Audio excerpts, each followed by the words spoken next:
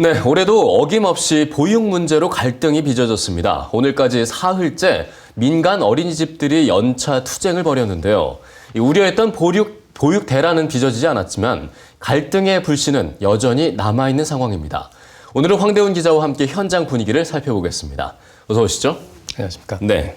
자, 어린이집들이 집단으로 휴원을 했습니다. 하지만 이 말 그대로 좀 휴원까지는 아닌 것 같고, 왜냐하면 교사들이 돌아가면서 연차를 내는 방식으로 좀 바꿨기 때문에 그나마 좀 상황이 좀 그렇게 심각하게 돌아가진 않은 것 같은데 어떻습니까? 그렇습니다. 다행히도 대란은 없었습니다. 네. 이게 예전과 비교하면 상당히 조용히 넘어간 편인데요. 왜냐하면 어린이집들이 사전에 예고했던 수준보다는 투쟁 수위를 많이 조절했기 때문입니다. 예. 당초 한국 민간 어린이집 연합회는 지난 월요일부터 닷새 동안 휴원을 할 예정이었는데요. 실제로는 지난 수요일부터 오늘까지 사흘만 휴원을 했습니다. 네.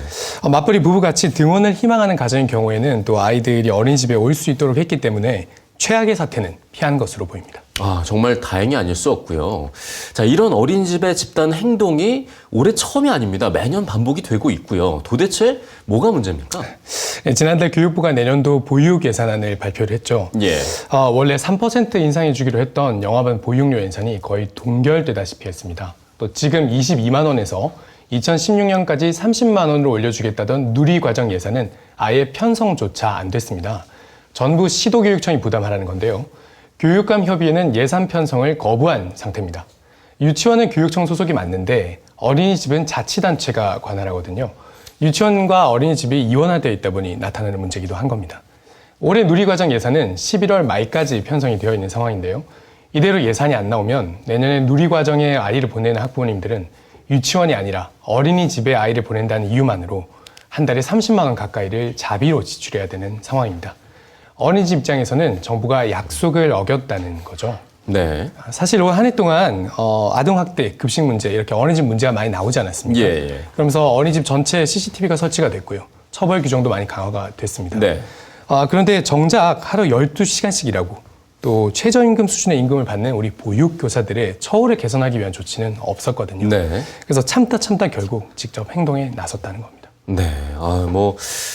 그 배경은 좀 알겠는데 처음 얘기로 좀 다시 돌아가 보지 않을 수 없을 것 같습니다. 아무리 수위가 좀 조절이 됐다고 하더라도 아무런 불편이 없었던 건 또 아니지 않습니까? 예, 그건 그렇지 않습니다. 네. 일단 수위가 조절됐다고는 하지만요. 엄연히 인력은 축소가 됐거든요. 이번에 취재를 갔던 어린이집은 교사 8분 가운데 4분이 휴가를 쓰였어요. 예. 평소에 아이들이 80명이 등원을 하는 곳입니다. 그런데 20명 정도만 받고 있었거든요. 나머지 아이들은 집에 있었다는 얘기죠. 네. 그러니까 당연히 불편을 겪으셨을 거고요. 어린이집을 나온다고 해도 통합교육이라고 해서 나이별로 자기 반을 가는 게 아니라 전부 한 교실에 모아서 특강 형식으로 수업을 진행했습니다. 네. 그러니까 자기 나이에 맞는 교육도 받을 수가 없는 거죠. 그렇죠. 학부모님 입장에서는 네. 불만이 있을 수밖에 없고요. 아이들 같은 경우도 마찬가지입니다. 자기 선생님, 자기 친구들과 어울릴 수가 없는 거잖아요. 예. 그래서 어린이집에 가기 싫다고 하는 경우도 있었습니다. 또 차량 운행 안 하니까요. 걸어오셔야 되는 경우도 있었고요. 예.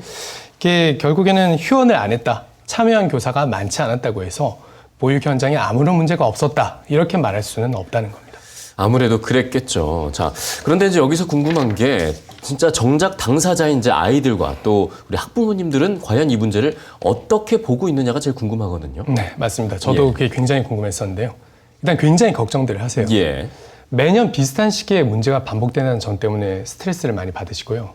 특히 직장 다니는 분들은 또야? 또 맡길 사람 찾아야 돼? 네. 유치원 다니는 사람들은 안 그런데 나만 왜 또 이런 일을 겪어야 되는 거야? 이렇게 화를 내시는 경우도 있어요. 예. 그러다 보니까 상황 자체에만 화를 내신 데서 그치시는 게 아니라요. 내년까지 내다보시는 거예요. 정부가 이 예산 문제를 해결 안 해주면 내년에 또 이러겠구나. 그러다 보니까 불편을 겪으시면서도 이번 기회에 이 문제를 정말 해결하고 넘어가는 게 맞겠다. 이런 생각들을 하시는 것 같습니다. 네. 박근혜 대통령은 약속을 왜 지키지 않느냐. 5살까지 다 국가가 책임진다고 하지 않았느냐. 이런 말씀들을 하시고요. 네. 보육률을 적정 수준까지 올리지 않으면 어린이집 아이들은 적절한 교육을 못 받게 되는데 국가가 이런 부분에는 투자를 하지 않으면서 어떻게 국민들에게 아이 낳으라는 말을 할 수가 있냐. 이런 말씀까지 하셨습니다. 예. 실제로 연합회 측에서는 현장에서는 학부모님들한테 많은 격려를 받으셨다고 해요. 네. 예년까지만 해도 화를 내시는 분이 많았는데 이번에는 불편하다. 그래도 이해는 간다. 이런 반응들이 많았다고 합니다. 그러니까 어디까지나 어쨌든 어린이집의 입장은 이해가 된다. 이런 얘기인 것 같은데.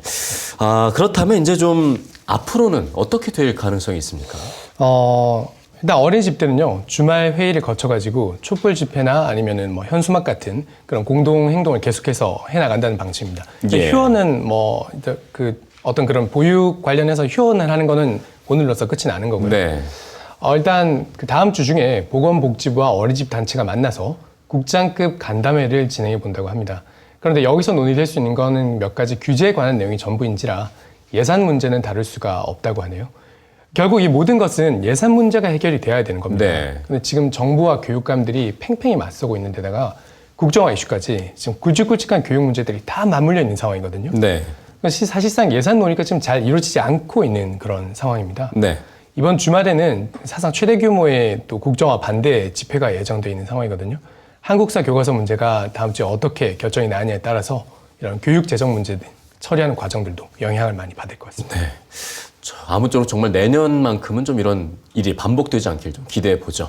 오늘 말씀 잘 들었습니다. 고맙습니다.